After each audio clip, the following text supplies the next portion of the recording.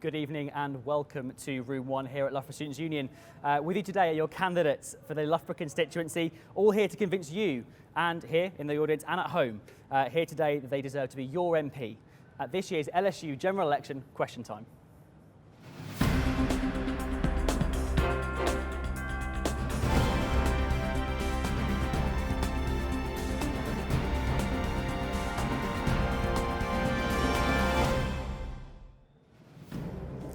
Hello, good evening. We're here once again in Room 1 for this, another LSU General Election Question Time, the third in 5 years. In one of the closest seats in the country, one of the individuals here on this stage this evening could determine the entire makeup of the House of Commons if they were the one seat in it. Whether Boris Johnson, Jeremy Corbyn, Joe Swinson or others hold the key to number 10 this year. This election is for your future. And that's why you need to stay here and vote on Thursday and vote Labour.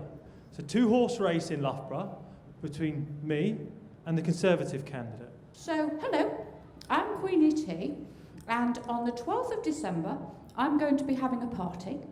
Only a few months ago, in the Euro elections, Loughborough voted us the most important Remain party, and in fact we got twice the votes that the Labour Party got. I want to make you an offer.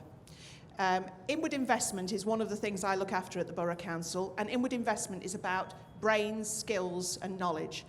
Getting Brexit done means almost years of negotiations. Remaining in the EU is the best thing for students. I can tell you personally, I happen to also be a student, that being able to travel the EU, get jobs in the EU is kind of what made me want to become a student in the first place.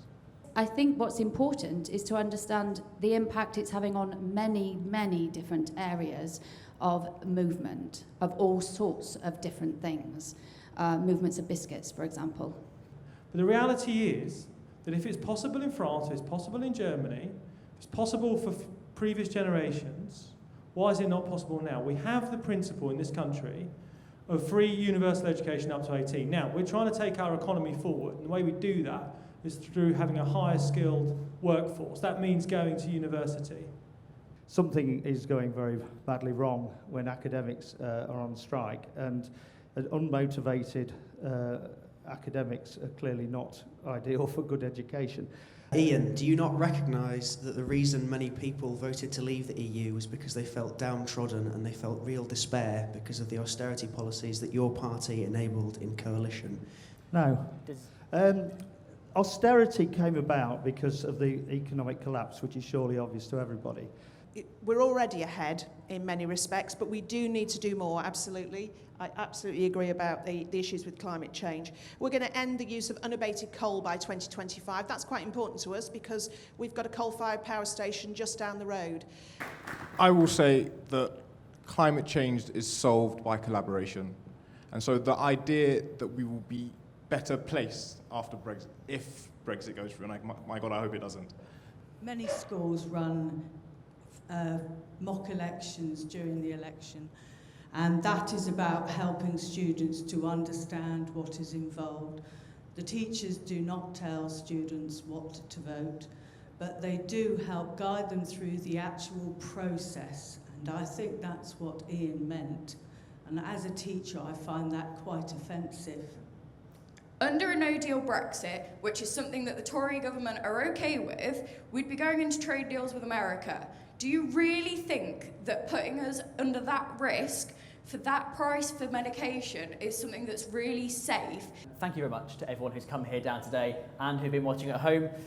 Make sure you stick around if you're watching at home to hear the reaction to this with our panel later on this evening. Use the hashtag LSUdebate to comment online and on Twitter. And obviously make sure you tune in on Thursday from 11 p.m. where we'll have live election results here from LSU.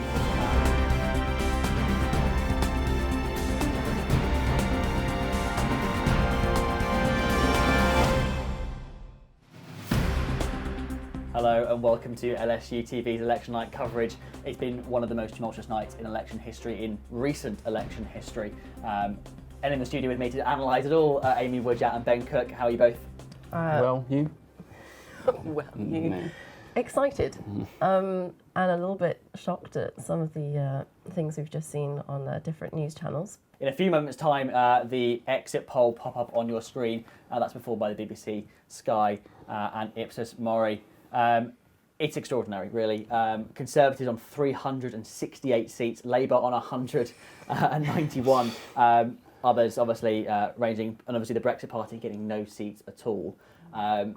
It's an evening which will be solemn for some and joyous for others. How do you think that the parties are going to react to this? Yeah, I think it's really, really interesting to have an exit poll like that. Obviously, we've seen exit polls in the past. They've not necessarily been correct.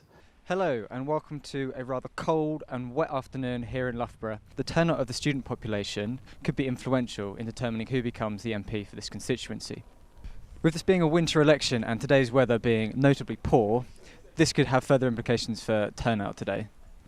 Over the next week, we may be seeing several more empty lecture theatres just like this, due to strikes currently occurring across campus. The details relating to the strike are complex. In short, there are two national legal disputes, one on pensions and the other on pay and working conditions. I've only had one lecture that's been cancelled, so I haven't really been affected by it that much, but I do know a good few of my friends have had their whole weeks cancelled. Some of my friends have gone home for a couple of weeks. And the only reason why we're able to bring this show to you this evening is because of the fantastic people over in our gallery and newsroom. I think we've got Josh down there. Yes, there he is. Hello, you should be able to hear me. Welcome to the studio. We're here in the gallery. We've got all our camera feeds here and the amazing team bringing you tonight's broadcast. Yeah, but I think what's really interesting with that is there was, all the talk of the Tories squeezing the Brexit Party vote, and you saw that with the polls with the last few weeks in their campaign. But the other thing is obviously the Lib Dem revival, which everyone was kind of talking about, is this on the cards and it's going to happen? Because they went into this campaign with, quite a sort of strong resurgence in the poll, I think, about 15%.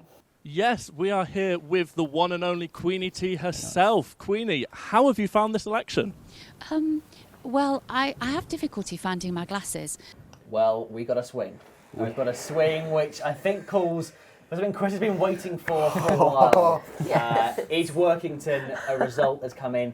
The Conservatives have gained from Labour.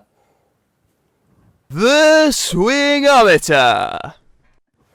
I hate that so much. I hate that so much. It is my favourite bit of this night. I have my very basic swingometer here. Now, so we're talking about Workington here. We are. Which is a 9% swing to the Conservatives.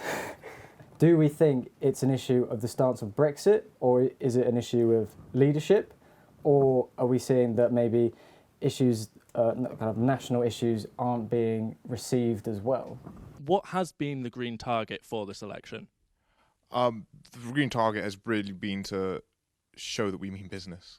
We have loads of news to come for you. A rumour just been confirmed as well that Nigel Dodds, the DUP leader at Westminster, has lost his seat. How has this election been for you, do you find? Well, I mean, obviously the result is not what we'd hoped for. East Lothian, the SNP have gained that from Labour, with now a majority of 3,000. Martin Whitfield losing there to Kenny McCaskill. Jeremy Corbyn has resigned as the leader of the Labour Party, not with immediate effect. So how do you go about counting? Because obviously there's tens of thousands of votes in here. That's a lot of votes to count. It is. So what we do, as you can see, we're organised into two separate constituencies here. We've got the Charnwood constituency and the Loughborough constituency, and each of those constituencies is now broken down into mini-count areas. Hunt Jane Marion, the Conservative Party candidate, 27,954. So I do hereby declare that Jane Marion Hunt is duly elected. Congratulations. Thank you to the retiring Member of Parliament, Nicky Morgan, who has helped throughout the campaign, is an exemplary individual and a stalwart friend. With the election of Marco Longy from Dudley North, that now confirms that the Conservative Party have the 327 seats necessary to command a majority in the House of Commons. It'll be the first time they've done this since 2017, when they lost their majority under a bid by Theresa May to command an even larger majority. Thank you all very much for watching. From you in the gallery and from us here in the studio.